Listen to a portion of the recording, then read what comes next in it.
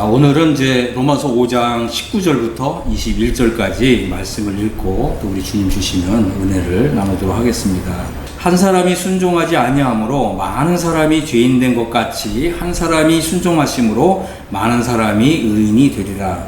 율법이 들어온 것은 범죄를 더하게 하려 함이라. 그러나 죄가 더한 것에 은혜가 더욱 넘쳤나니 이는 죄가 사망 안에서 왕노릇한 것 같이 은혜도 또한 의로 말미암아 왕노릇하여 우리 주 예수 그리스도로 말미암아 영생에 이르게 하려 함이라. 여기에는 이제 한 사람 아담의 이제 불순종이 이제 소개되어 있고, 한 사람 아담의 불순종으로 인해서 많은 사람이 이제 죄인 되었습니다.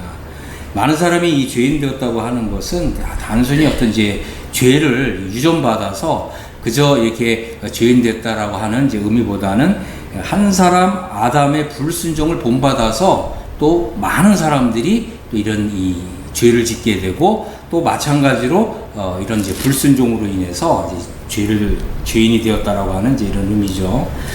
그런데 이제 여기 참 놀라운 것은 이제 반전이 있다는 거예요. 하나님의 역사에는 항상 이게 반전이 있습니다.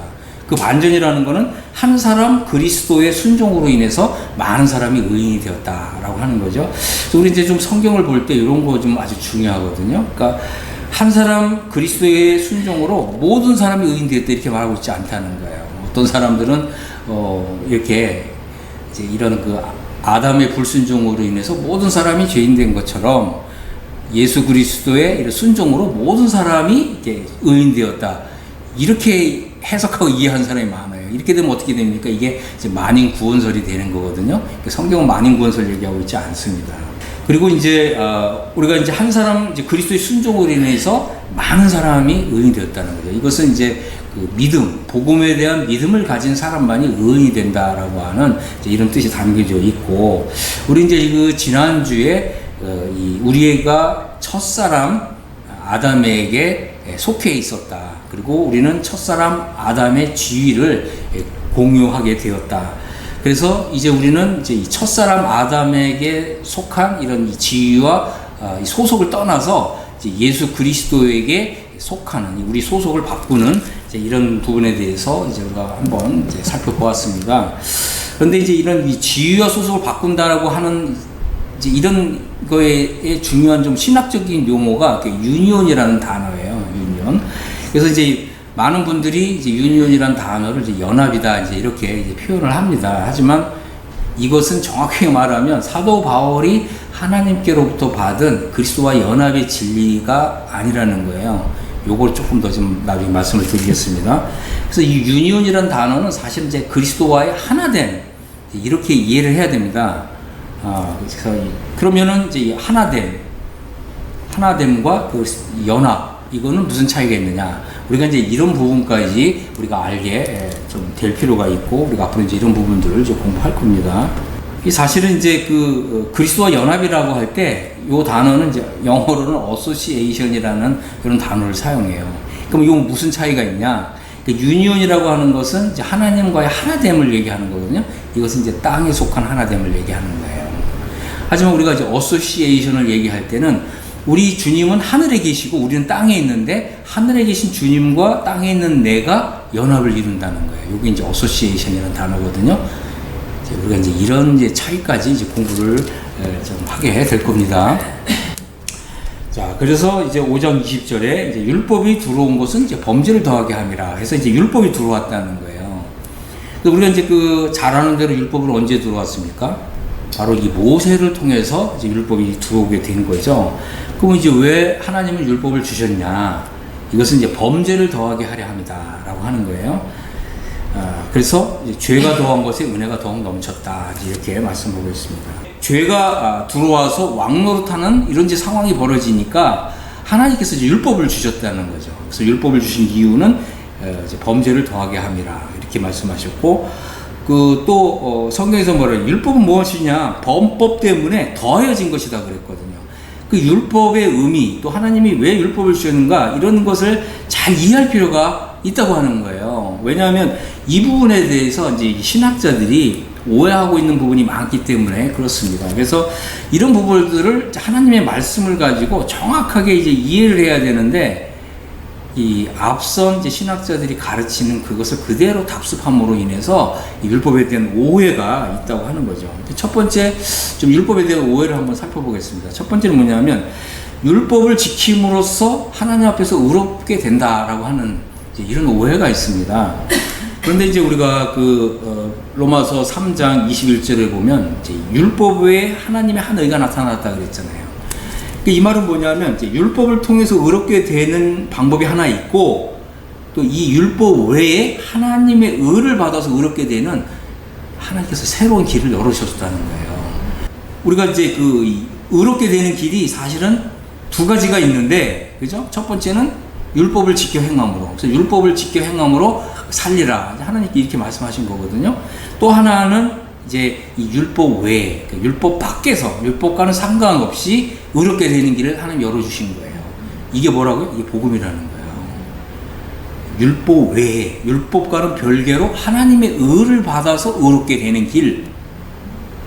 이거를 우리가 붙잡아야 되고, 이걸 알아야 되고, 이거를 정말 기뻐하고, 정말 내 영혼의 골수에 이 하나님의 의를 심어야 되는 거예요. 많은 사람들이 이런 경험이 없으니까. 이게 오늘날 성령의 역사거든요. 많은 사람들이 성령의 역사를 다 오해하고 있어요. 심지어 어떤 사람은 뭐 무덤에 가가지고 자기 죽은 남편을 향해서 막 살아나라 외치는 거. 이게 막 성령의 역사다 이러거든요. 이거 사탄의 장난입니다. 그런데 속으면 안 돼요. 자, 로마서 3장 28절에 뭐라고 얘기했습니까? 사람이 의롭다 하심을 얻는 것은 율법의 행위에 있지 않고 믿음으로 되는 줄 우리가 인정하노라 이랬거든요. 우리라는 말은 이게 사도를 얘기하는 거예요. 사도. 복음에 사도권을 부여한 거예요. 우리는 이제 초대교회에 보면 예루살렘 교회가 사도의 가르침을 받았잖아요. 우리도 이 사도의 가르침을 따라야 되는 거거든요. 그러니까 율법이 아니라 하나님의 의를 믿음으로 받아서 의롭게 되는, 이게 복음이라는 거예요. 이게 사도가 가르친 복음이라는 거예요. 오늘 많은 사람들이 이 사도가 가르친 이 복음을 떠나 있다는 거예요. 그러니까 율법의 저주 아래 다 들어가는 거예요. 우리는 이제 이 율법이 아니라는 거죠. 심지어 이제 로마서 7장 6절에 보면 뭐라고 얘기합니까? 복음은요, 우리로 하여금 율법에서 벗어나게 해준다는 거예요. 율법에서 종로로 타는 데서 벗어나게 해주는 거. 이게 복음의 능력이고 복음의 위력이고 복음의 은혜라고 하는 것입니다. 우리는 이 복음의 은혜 속으로 들어가야 됩니다. 자, 그 다음에 이 두 번째는 뭐냐면, 두 번째 율법에 대한 오해는 뭐냐면, 율법은 그리스도인의 삶의 규례다. 이렇게 가르치는 거거든요. 이것은 뭐 무슨 말이냐면, 율법을 지킴으로써 성화의 삶을 살 수 있다는 거예요. 많은 이제 신학자들이 이렇게 가르치고 또 이렇게 믿고 있다고 하는 것입니다. 그래서 율법을 지키는 것이 바로 그리스도인들이 성화의 삶을 이루는 척도다라고 하는 거예요. 그러면 율법을 지키지 못하면 어떻게 되느냐? 그럼 결국은 어떻게 됩니까? 길은 딱 하나밖에 없거든요. 율법 지키지 못하면 구원을 잃어버린다. 여러분, 율법 잘 지키고 계세요? 구원만 쓰면 하나도 없는 거예요. 이게 바로 뭐라고요? 이 복음을 떠나 있는 거라는 거예요. 많은 사람들이 복음을 이야기하지만 실제로 복음을 믿고 있지 않다는 거예요. 자, 그래서 우리는 이제 로마서를 알 필요가 있다고 하는 것입니다. 제가 한번 물어봤어요. 그러면 율법을 지키지 못하면 구원을 잃어버린다. 그럼 무슨 말입니까? 정확하게 얘기해 주십시오. 그럼 율법 지키지 못하면 구원을 잃어버린다. 이 말은 결국 다시 지옥 간다는 얘기입니까? 그러니까 그렇다고 그러더라고요. 그래서 제가 물어봤어요. 그럼 당신 율법 지킵니까? 대답 못해요. 다들 이런 데 빠져 있는 거예요. 이런 논리에 빠져 있는 것입니다. 그러니까 자기가 하는 말이 무슨 말인지도 모르고 하는 거예요. 이런 어리석은, 이런 우맹한 이런 믿음을 낳는다고 하는 것입니다. 여러분, 하나님의 이 복음은 우리로 하여금 율법 외에 율법에서 벗어나게 해준다는 거예요. 이게 복음입니다. 그래서 사실은 이제 율법이 아니라 갈라디아서 6장 2절에 보면은 그리스도의 법을 성취하라 그랬거든요. 율법이 아니라 그리스도의 법입니다. 율법과 그리스도의 법은 차원이 다른 것입니다. 여러분, 우리는 이제 그리스도의 법을 성취하는 이런 믿음으로 나아가야 되고, 우리는 율법을 성취하는 것이 아니라 그리스도의 법을 성취하는 이런 사람이 되어야 하는 거죠. 자, 그 다음에 이제 세 번째 오해는 뭐냐면, 율법이 폐기되었다고 이렇게 또 주장하는 사람이에요. 율법 포기론이라는 거죠. 그래서 이 사람들은 이제 율법은 그리스도의 죽음을 통해서 완성되었기 때문에 폐기됐다 이렇게 얘기하는 거거든요. 이게 맞을까요? 그렇지 않다는 거예요. 우리는 이제 이 영적 해방을 통해서 로마서 8장에 들어가는데, 로마서 8장에 들어간 사람은 어떻게 되냐면 육신을 따르지 않고 이제 성령을 따라 행하게 되거든요. 그 결과 우리에게 율법의 요구가 이루어지게 한다는 거예요. 우리가 이런 걸 알아야 돼요. 율법 폐기된 것이 아닙니다. 율법 폐기됐다는 말은 뭐겠어요? 율법은 아무 기능을 하지 않는 거고 우리는 이제 율법을 그냥 버려야 된다는 얘기인데, 하나님 그렇게 말씀하지 않으셨어요. 율법의 기능과 역할이 있거든요. 율법은 살아 있습니다. 사실은 율법이 죽은 게 아니라 우리가 죽는 거예요. 이게 복음입니다. 우리가 이런 아주 뭐라고 표현해야 되나, 이 비밀스럽고 신비스러운 믿음을 가진 사람이 되어야 되는 거예요. 이게 바로 이 복음의 사람이 되는 길이고, 바로 그리스도 합한 이런 사람이 되는 길인 것입니다. 그래서 이제 한번 좀 정확하게 율법의 기능이 뭐냐, 이거 좀 말씀드릴게요. 로마서 3장 20절에 보면 이런 말씀이 있잖아요. 율법의 행위로 하나님 앞에서 의롭다 하심을 얻을 육체가 없느니라. 아멘. 우리가 아멘이라고 이렇게 해야 되는 거예요. 그렇기 때문에 율법의 행위로는 하나님 앞에서 의롭다 하심을 받을 수가 없다는 거예요. 그런데 왜 자꾸 율법을 지키라고 그러죠? 이것은 복음의 원수예요. 이렇게 하는 사람들은. 율법으로는 이제 죄를 깨닫게 해준다는 거예요. 여러분, 율법이 폐기됐다고 그러면 우리는 죄를 알지 못하게 되는 거거든요. 이게 사도 바울이 이렇게 말을 했어요. 율법이 오기 전에는 사람들이 이 죄를 깨닫지 못했다는 거예요. 율법이 왔기 때문에 이 율법, 하나님의 이 거룩한 법에 의해서 이게 죄구나. 예를 들어 보겠습니다. 우리가 탐심이 있나요, 없나요? 탐심 있죠. 왜 탐심이 왜 없어요? 응? 우리가 이제 소나타 타던 사람이 제네시스 타고 싶잖아요. 그럼 이게 뭐예요? 내 형편에 맞지 않는데 그것을 갖고 싶고 소유하고 싶어요. 이게 탐심 아닌가요? 탐심이란 말이에요. 우리 이제 자매님들은 또 이렇게 그냥 10만원짜리 옷을 입어도 굉장히 맵시가 나고 아름다운데 꼭 명품을 입고 싶단 말이에요. 이거 탐심 아니에요? 탐심이죠. 한 15만원짜리 가방을 들어도 굉장히 맵시도 나고 아름답거든요. 정말 멋있다. 근데 꼭 몇천만원짜리 입고 명품 가방을 들어야 돼요. 왜죠? 탐심이거든요. 근데 성경 뭐라고 그랬어요? 탐심은 죄잖아요. 탐심은 죄거든요. 심지어 뭐라고 그랬어요? 골로새서 보면 이거 우상숭배라고 그랬어요. 율법이 없으면 이 탐심을 알지 못한다는 거예요. 그래서 율법이 기능하고 역할을 하는 거예요. 왜 율법이 폐기됐다고 얘기합니까? 그럼 그 말은 뭔데요? 제가 어떤 목사님하고 사모님을 만나봤거든요. 그분이 그러더라고요. 율법 폐기된 거 아닙니까? 근데 율법이 폐기됐다고 하는 분들의 그 얼굴은 굉장히 우울하고 아주 심각하더라고요. 그리스도 안에서 이 행복을 맛보고 누리고 있지를 못하더라고요. 승리하는 삶은 그런 데서 오지 않습니다. 성경을 바로 믿어야 돼요. 이 성경 바로 믿는 게 왜 중요한지 아세요? 성경을 바로 믿을 때만 성령의 역사가 있다는 거예요. 이게 아주 중요한 거거든요. 우리가 하나님 말씀을 제쳐놓고 복음을 제쳐놓고 우리가 그리스도 안에서 행복한 삶 산다고요? 절대 그런 일은 없습니다. 우리의 진정한 행복은 이 성령의 역사에서 나오는 거예요. 성령의 역사는 어디서 나와요? 하나님의 말씀을 정확히 알 때 거기서 나오는 거예요. 그래서 이 성령의 역사는 복음과 함께 갑니다. 하나님의 말씀을 제쳐놓고 성령의 역사만 쫓아나게 되면 어떻게 돼요? 미신적인 그런 신앙에 빠지는 거예요. 율법의 기능은 이게 죄를 깨닫게 해주는 거다. 이 두 번째 5장 20절에 보면 이제 율법이 들어온 것은 범죄를 더하게 하려 함이라 그랬거든요. 그러니까 범죄를 더하게 하려고. 그러니까 하나님이 예를 들자면 이제 십계명을 주셨잖아요. 그 십계명 왜 주셨을까요? 여러분 한번 생각해 보셨어요? 물론 이제 우리가 이제 생명의 성령의 법으로 살게 되면 이 율법의 요구가 이루어지는 삶을 살게 됩니다. 하지만 이 생명의 성령의 법으로 살지 못하면 10개 계명을 다 어긴 사람이 돼요. 그렇지 않나요? 많은 사람들이 이 십계명 잘 모른단 말이에요. 첫째 계명이 뭐죠? 너는 나 외에 더 사랑하는 거, 더 우선순위 두지 말라 그러잖아요. 근데 이제 예를 들자면 이런 거잖아요. 주님이 이제 신약 시대에 오셔가지고 돈을 사랑하지 마라. 돈을 하나님보다 더 사랑하지 마라. 말씀하시잖아요. 여러분 어떻게 생각하세요? 하나님이 좋아요? 돈이 좋아요? 솔직히 얘기해 보세요. 돈이 좋죠? 일계명부터 어긴 거예요. 그러니까 우리가 그러면 왜 돈이 더 좋죠? 하나님보다 왜 돈이 더 좋을까요? 왜 더 좋을까요? 바로 이게 율법이에요, 율법. 율법은 우리로 하여금 범죄를 더하게 한다는 거예요. 율법 앞에서 우리는 완전히 무기력한 사람, 한마디로 이제 발가벗겨진 사람, 이렇게 될 때, 그때 어떻게 한다고요? 그때 비로소 복음을 찾는다는 거예요.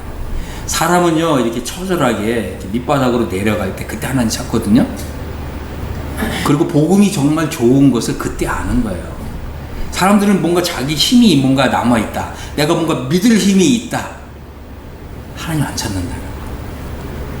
그래서 이 율법은 우리로 하여금 범죄를 더하게 하고, 내가 이렇게 많은 죄를 지었단 말인가? 이렇게 자기 자신에 대해서 절망하더라고요.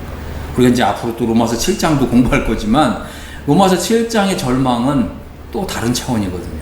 이제 이런 부분도 우리가 함께 좀 살펴보도록 하겠습니다. 자, 그 다음에 이제 이 세 번째 율법의 기능은 뭐냐? 요건 이제 로마서 7장 이제 12절에 보면, 12절, 13절에 보면, 이제 율법은 거룩하고, 또 계명도 거룩하고, 의로우며 이제 선하도다 그랬거든요. 그 율법이 폐기됐다 그러면 사도 바울이 이렇게 얘기합니까? 율법은 거룩하고, 의로우며 선하다고 하는 거예요. 13절에, 그런즉 선한 것이 내게 사망이 되었느냐? 여러분, 이거 경험하셨어요? 율법이 내게 사망이 된다는 거예요. 나를 살려주는 이런 기능을 하는 게 아니라 오히려 나를 죽이는 이런 기능을 한다고 하는 거죠. 그래서 오직 죄가 죄로 드러나기 위해서, 그러니까 내 속에 숨어있는 죄, 그리고 내 속에, 나의 영혼 속에서 정말 음지에서 역사하고 살아 숨쉬는 이 죄를 죄로 드러나게 하기 위해서 율법이 필요하다고 하는 거예요. 그래서 내가 이제 하나님 말씀이잖아요. 탐내지 말라. 아, 내 속에 탐심이 있었구나. 그걸 이제 깨닫는 사람 복이 있다는 거죠. 자, 그 다음에 이제 죄가 죄로 드러나게 하는 것이 이제 율법의 기능이라는 거예요. 이제 네 번째는 뭐냐면 죄로 심히 죄되게. 죄가, 야, 이 정도로 이 죄가 나의 영혼 속에서 강력하게 역사하는구나. 그래서 나는 도저히 이 율법을 지킬 수 있는 이런 사람이 아니구나. 여기까지 이르러야 된다는 거예요. 이게 이제 죄가 심히 죄되게 되는 거거든요. 우리가 이제 이러한 이제 그 율법의 기능을 알게 될 때 우리는 이 율법을 통해서가 아니라, 그죠? 복음을 통해서 하나님 앞에서 의롭다함을 받고 또 복음을 통해서, 복음의 능력과 위력을 통해서 이 성화의 삶을 살게 하는 이런 능력을 얻게 되는 거예요. 우리가 이것을 이제 배워야 된다는 거죠. 자, 그래서 여기 보면 이제 아주 중요한 게 뭐예요? 죄가 들어왔고, 사망이 들어왔고, 거기에 더하여서 율법이 들어왔어요. 죄와 사망과 율법이 한 팀이 되어서 우리를, 그죠? 우리를 옥죄는 거죠. 그리고 우리를 아주 무기력하게 만드는 거예요. 그래서 이제 오라 나는 공고한 사람이로다. 오라 나는 정말 가련한 사람이로다. 오라 나는 비참한 사람이로다. 이것을 우리 영혼 속에서 이제 토해내도록 이렇게 이끌어 가는 것입니다. 그런데 이제 우리가 그럼에도 불구하고 우리가 이거 배워야 돼요. 그럼에도 불구하고. 자, 무엇입니까? 죄가 들어오고 또 사망이 또 왕노릇하고 또 율법이 가입해서 죄로 심히 죄되게 하고, 이런 일들이 이제 우리 믿는 사람들 속에서 또 주변에서 이렇게 역사하는데, 그럼 우리는 어떻게 돼요? 아, 우리가 아무 희망이 없구나. 이 절망하잖아요. 근데 이런 절망 속에서도 그럼에도 불구하고 우리가 이제 이런 믿음이 이제 필요하다고 하는 것입니다. 자, 죄가 사망에서 왕노릇하고 율법이 강력하게 작용해서 나의 삶에서 범죄를 계속해서 더하게 하고 죄가 심히 죄되게 하는 이런 일이 있음에도 불구하고 하나님의 이 은혜는 의로 말미암아 왕노릇한다는 거예요. 우리가 이제 은혜를 알아야 된다고 하는 것이죠. 그리고 이제 예수 그리스도로 말미암아서 우리로 하여금 이런 어떤 이제 사망의 삶이 아니라 바로 영생의 삶을 살게 한다는 거예요. 무엇이요? 하나님의 은혜가. 그래서 우리는 이제 그럼에도 불구하고 하나님의 은혜가 있다. 우리가 이제 이것을 이제 바라볼 필요가 있습니다. 5장 21절을 이제 보겠습니다. 여기 보면 이제 은혜도 또한 의로 말미암아 왕노릇한다. 우리 주 예수 그리스도로 말미암아서 영생에 이르게 한다. 그래서 여기에도 하나의 팀이 있어요. 뭐죠? 은혜, 의, 예수 그리스도. 그래서 은혜와 의와 예수 그리스도께서 함께 합력함으로써 우리로 하여금 영생의 삶을 이 땅에서 살게 한다. 여러분, 영생이 무엇입니까? 많은 사람들이 영생 그러면 영원토록 사는 거 이렇게 생각하거든요. 근데 여러분 생각해 보셨어요? 이 지옥에서도 영원히 살잖아요. 지옥도 일종의 영생입니다. 그렇죠? 그러나 지옥에서 영생하는 것을 아무도 원하지 않죠. 자, 그래서 우리가 이제 이 땅에서부터 이제 영생의 삶을 사는 것인데, 영생의 삶이라는 것은 바로 이거예요. 은혜가 의로 말미암아 왕노릇하는 삶이고요. 우리가 예수 그리스도의 길을 따라가는 삶이에요. 예수 그리스도처럼 이 땅에서부터 우리 하나님 아버지를 위해서 나의 삶을 다 바치는 삶이에요. 그리고 그것은 십자가의 길일 수 있지만 그 십자가의 길 끝에 뭐가 있다고요? 영광이 있다고요. 영광이 있고 존귀가 있고 또 장엄함이 있어요. 우리 삶이 장래에 예수 그리스도로 장엄하게 나타난다는 거예요. 이런 것을 이제 기대해 볼 수가 있습니다. 자, 그래서 우리가 이제 이 땅에서부터 은혜가 왕노릇한다. 하나님의 은혜를 알아야 되고 이 하나님의 은혜에 흠뻑 적셔져야 된다. 그러면 우리가 이제 은혜를 알아야 되잖아요. 많은 사람들이 이제 나 뭐 은혜 받았어 뭐 이러거든요.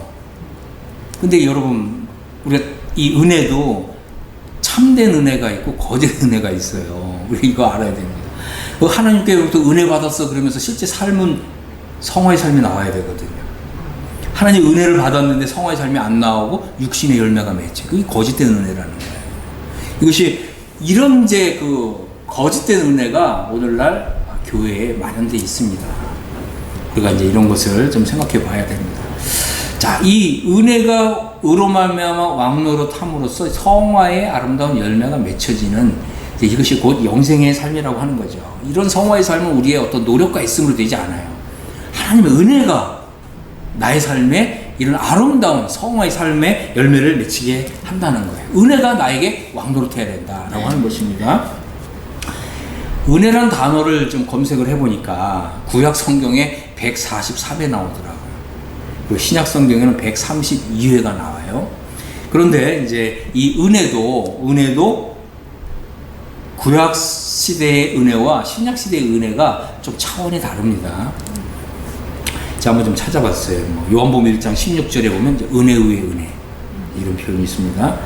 고린도후서 9장 14절에는 너희에게 주신 지극히 큰 은혜. 그러니까 은혜도 은혜 위에 은혜가 있고 또 지극히 큰 은혜가 있는 거예요. 이 은혜도 이 차원이 다른 은혜가 있는 거예요. 또 심지어는 에베소서 1장 7절에는 은혜의 풍성함이래요.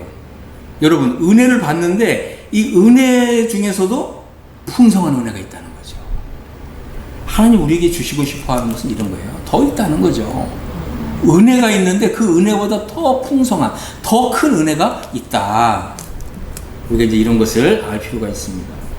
에베소 2장 7절에는 은혜의 지극히 풍성함이래요. 이게 지극하단 말은 어마어마하게 크다는 거거든요. 그죠? 자, 그 다음에 야고보서 4장 6절에는 더 큰 은혜, 더 큰 은혜라는 표현이 있고요. 베드로전서 5장 12절에는 이제 참된 은혜, 이것이 참된 은혜다. 이 거짓된 은혜도 있다고 하는 거예요. 우리는 이제 결코 이 거짓된 은혜에 속아서는 안 된다라고 하는 것입니다. 자, 그래서 이제 우리가 이제 한번 다시 로마서로 돌아와서 하나님의 은혜 한번 생각해 보겠습니다. 이 은혜, 그리스도 예수 안에 있는 구속으로 말미암아 하나님의 은혜로 값없이 의롭다 하심을 얻은 자 되었다. 하나님은 나를 이제 의롭다고 하신다는 거죠. 하나님은 나를 더 이상 정죄하지 않는다. 하나님은 나를 죄인으로 보시지 않는다. 하나님은 나를 의인으로 보신다. 우리가 이제 이런 기초적인 믿음 위에 굳게 서 있을 때 이제 하나님의 은혜의 이 자리에서 하나님의 더 큰 은혜로 나아가는 게 되는 것입니다. 5장 12절에는 이제 그리스도로 말미암아서 우리가 믿음으로 서 있는 이 은혜에 들어감을 얻었다 그랬어요. 우리가 이 은혜의 자리에 들어왔다는 거거든요.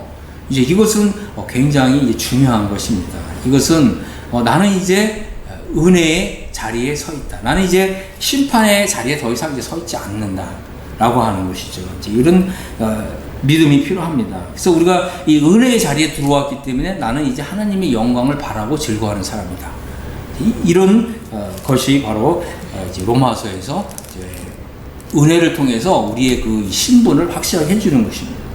5장 15절에서는 이제 이 은혜가 이제 의로 말미암아서 이제 이 은혜의 선물이 우리에게 넘치게 해주신다고 하는 거예요. 그래서 우리는 이제 이 하나님의 이제 은혜가 있는데 이 하나님의 은혜의 선물이 있고 하나님의 은혜의 선물이 또 넘치도록 우리에게 부어주신다고 하는 거예요. 그래서 우리가 이제 이 하나님의 은혜를 받는다고 했을 때 정말 더 큰 은혜, 더 엄청난 은혜, 더 풍성한 은혜가 있다고 하는 사실을 알아야 된다고 하는 것입니다. 자, 그래서 우리는 이제 이 믿음으로 의롭다함을 받은 이 위치에 서 있는 거하고, 그죠? 우리가 이제 이 성화의 삶을 살 수 있는 이 위치에 들어가는 이 차이가 있다는 걸 알아야 돼요. 그래서 우리가 이제 믿음으로 의롭다함을 받는 것은 하나님의 은혜입니다. 근데 이거보다 더 큰 은혜가 있어요. 그건 뭐라고요? 바로 우리가 이 성화의 삶을 살 수 있게 해주는 은혜가 있다고 하는 거예요. 그러기 위해서 우리가 필요한 것이 우리가 이제 지난주에 공부했지만 우리의 이 지위와 소속을 바꾸는 진리. 이것은 오늘 제가 다시 말씀을 드리지만 이제 그리스도와의 하나됨을 이루는 길이라고 하는 것입니다. 우리는 이제 이 하나님의 은혜의 복음을 통해서 우리의 이런 그 위치와 지위가 바뀌었다고 하는 것을 인식할 필요가 있어요. 그래서 나는 이제 그리스도와 하나됨을 이루고 있다라고 하는 거죠. 우리가 이제 나는 이제 그리스도와 하나됨을 이루고 있다고 하는 이제 이런 믿음을 가지게 될 때 이 은혜가 우리를 이끌어 가시는 어떤 이제 방향성을 부여한다고 하는 거예요. 그래서 이 하나님의 은혜는요, 그냥 의미 없이 주어지는 게 아니에요. 우리가 그냥 뭐 단순하게 교회에서 하나님 말씀을 듣고 나 은혜 받았어. 그리고 끝이 아니라 이 하나님의 은혜에는 방향성이 있다. 요거 좀 말씀을 드리겠습니다. 은혜는요, 우리로 하여금 이제 이 땅에서부터 이제 신중한 삶을 살게 해주고, 의로운 삶을 살게 해주고, 경건한 삶을 살게 해준다는 거예요.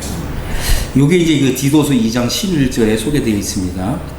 한번 보겠습니다. 디도서 2장 11절. 이게 보면 이제 모든 사람에게 구원을 주신 하나님의 은혜가 나타났다. 이렇게 소개하고 있어요.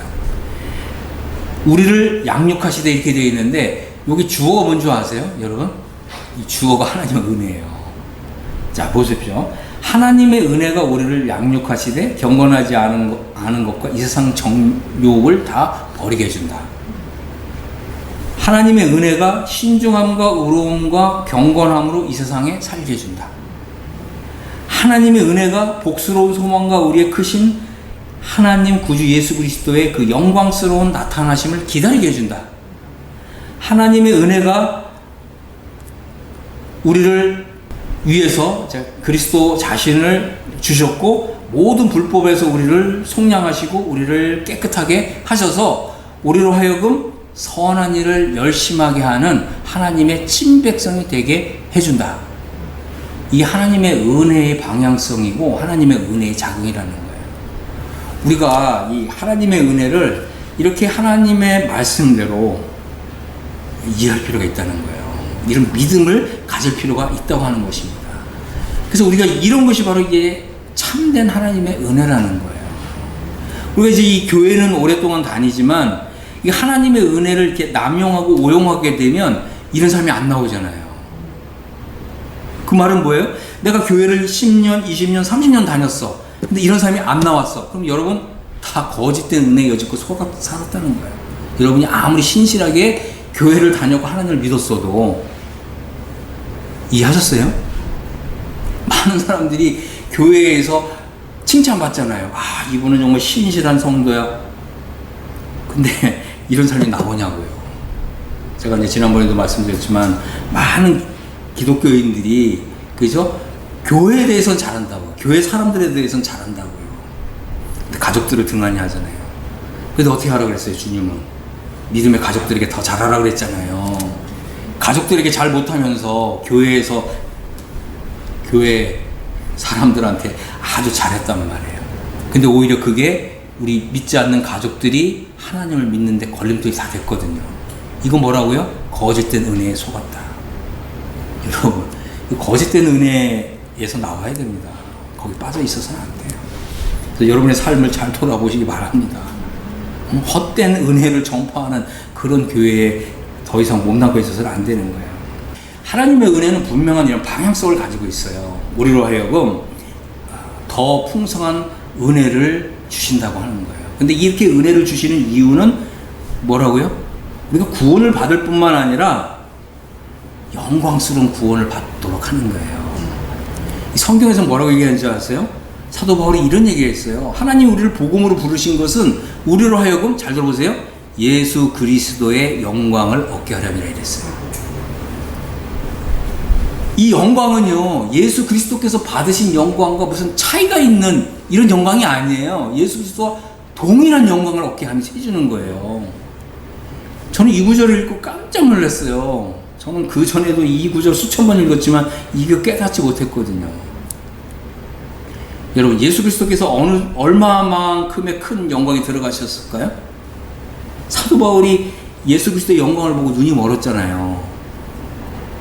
이 지극히 큰 영광이 들어가신 거거든요. 근데 하나님 우리에게 은혜를 주시는 것은 바로 예수 그리스도께서 바로 들어가신 이 영광에 우리도 들어가게 해주는 거예요. 이게 더 큰 은혜거든요. 이제 더 큰 은혜를 볼 줄 알아야 합니다.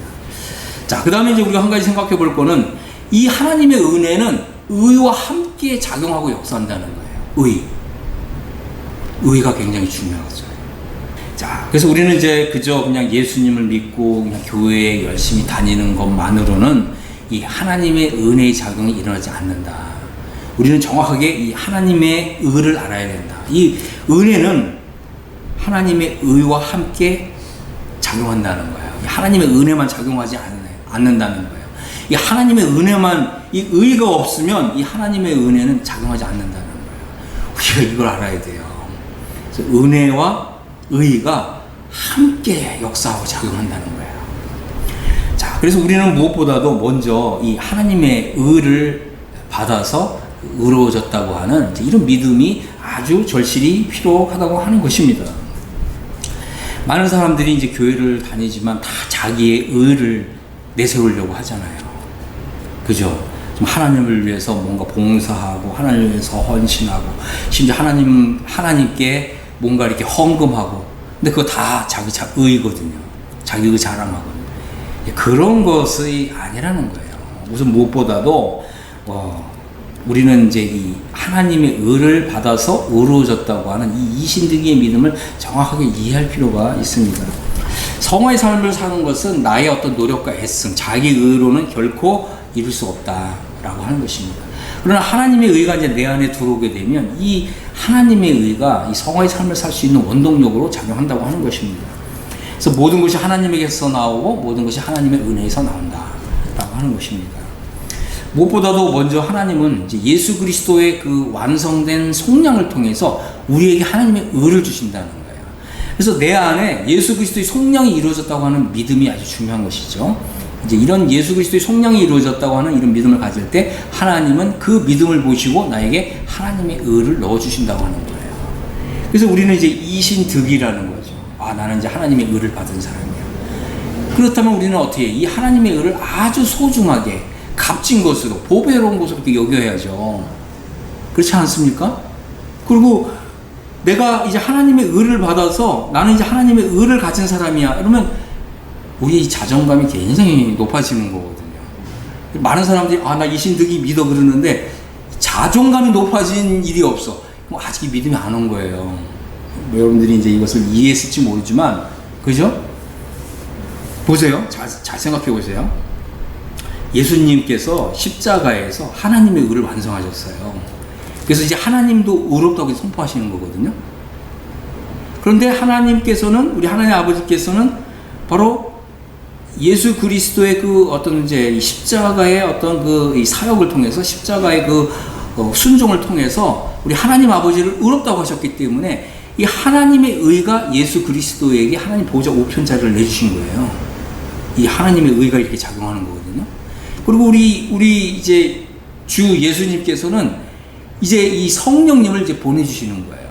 성령님을 보내주실 때 바로 이 하나님의 의를 선물로 바로 이 예수 그리스도의 속량을 믿는 사람들에게 이 하나님의 의를 선물로 주시도록 바로 성령님을 보내실 때 바로 하나님의 의라고 하는 선물을 같이 보내주시는 거예요.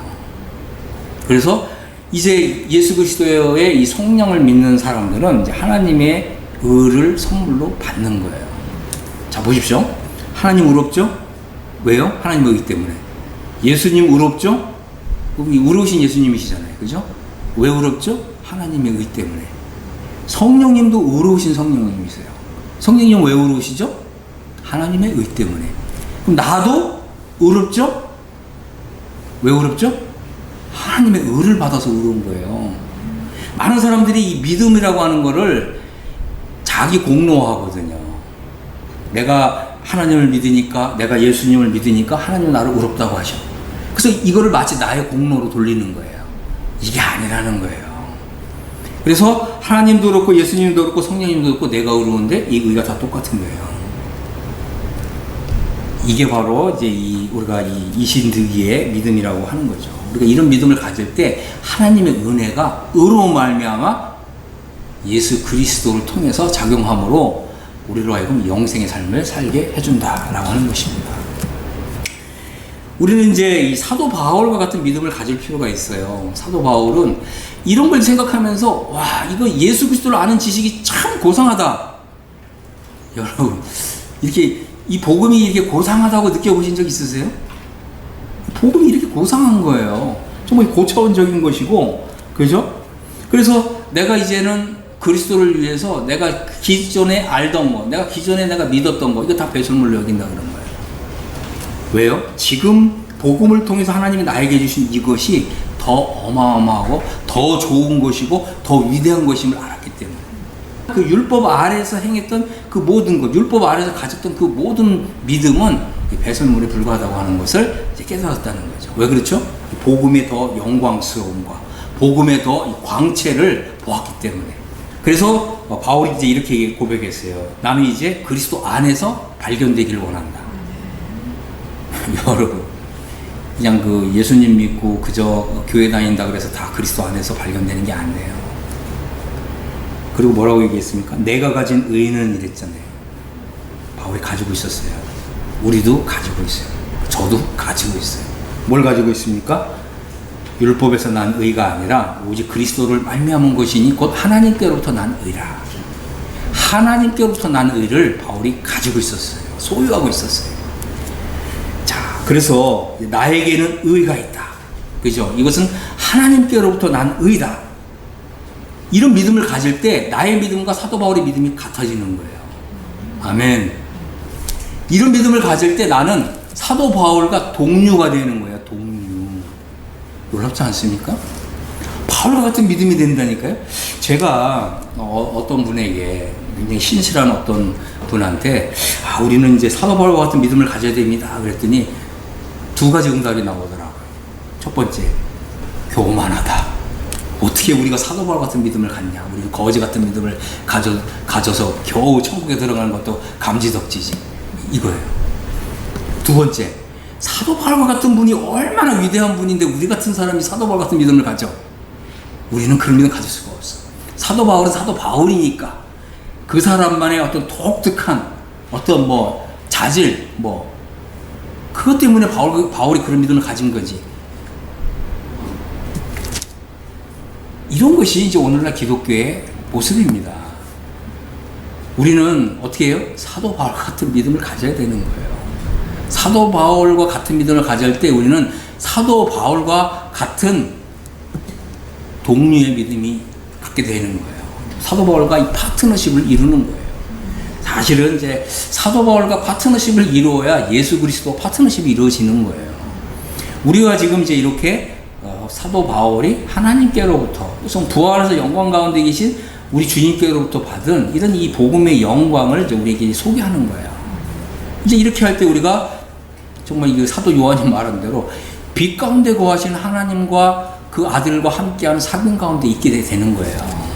그래서 우리는 이제 이런 바울과 같은 이런 믿음을 가지게 될 때 바로 은혜가 우리 안에서 이제 왕노릇한다는 거예요. 바로 이 은혜가 의와 함께 더불어서 합력해서 우리 안에서 바로 영생의 삶을 살아내는 이런 강력한 힘으로 역사한다는 거예요. 그래서 이 은혜가 의와 합하게 될 때 성령님이 나를 통해서 역사하신다는 거예요. 왜 이것을 정말 이제 이해하고 믿고 기뻐하고 즐거워하게 될 때 우리는 정말 예수 그리스도로 말미암는 영생의 삶을 이 땅에서부터 풍성하게 누리며 이제 사는 것입니다. 이런 믿음이 우리 속에서 이렇게 좀 용서서 좀 칠 필요가 있어요. 역동적으로 나의 정말 마음을, 나의 심장을 뛰게 하는, 복음이 나의 심장을 뛰게 하는, 영광스러운 이 복음이 나의 이 마음을 감동시키는 이러한 것이 바로 우리로 하여금 이제 은혜가 우로 말미암아서 이제 예수 그리스도를 통해서 영생의 삶을 살게 해준다고 하는 것입니다. 자, 이거 좀 다시 한번 좀 정리를 해보면, 그죠? 이제 은혜, 의, 예수 그리스도. 이것이 바로 우리로 하여금 이 땅에서부터 영생의 삶을 살게 해주고, 그래서 이 땅에서부터 하나님을 위해서 아름다운 열매를 맺게 해준다고 하는 것입니다. 이것은 참 너무나 이제 행복한 삶인 거죠. 우리로 하여금 이 땅에서 예수 그리스도께서 사셨던 삶, 그 영생의 삶을 우리도 이 땅에서부터 살게 해주는 거예요. 그리고 예수 그리스도께서 걸어가신 그 길을 우리도 걸어가게 해주는 거예요. 그러면 우리가 이 길을 이제 따라가게 되면 이 길 끝에 영광의 주님이 나를 다 손보면서 기다리시는 거거든요. 아멘. 여러분 사도행전 7장을 보시면 스데반이 마지막 딱 죽는 순간에 하늘을 우러러보니까 우리 주님이 보좌 우편에서 딱 손 벌리고 와라 이렇게 환영해 주시잖아요. 여러분 정말 마지막 죽는 순간에 하늘을 딱 우러러봤을 때 보좌 우편에 서신 나의 주님을 보노라. 여러분 이렇게 고백할 수 있겠어요? 그런 삶이 우리를 이제 기다리고 있다고 하는 것입니다. 아멘. 그래서 하늘에 있는 그리스도에 우리가 이제 마침내 이제 들어가는 거예요. 그리고 이 땅에서 이제 믿음으로 바라보았던 그리스도의 자리, 그 영광스러운 자리에 우리가 들어가게 될 것입니다. 그래서 저는 이제 여러분들이 정말 이러한 은혜와 의, 그리고 예수 그리스도 영생, 이제 이러한 하나님의 이제 이러한 이 놀라운 이제 이런 그 역사가 정말 나의 삶을 풍성하게 해줄 뿐만 아니라 이제 이 땅에서부터 예수 그리스도의 그 길을 믿음으로 가심으로써 우리 모두가 다 정말 이 영광의 자리에 들어갈 수 있게 되기를 예수 그리스도의 이름으로 축복합니다. 아멘.